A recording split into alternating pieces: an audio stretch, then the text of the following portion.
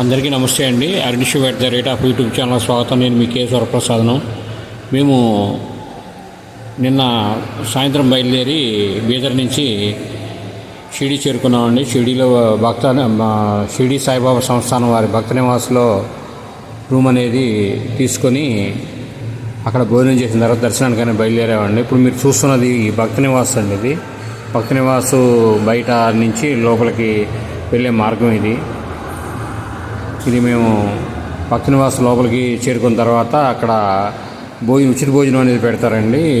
2 పుల్కాలను rice పెడతారు. కొద్దిగా ఈ ఆన్లైన్లో బుక్ చేసుకోవాలి. ఈ రూమ్లు అనేది ఆన్లైన్లో బుక్ చేసుకోవచ్చు.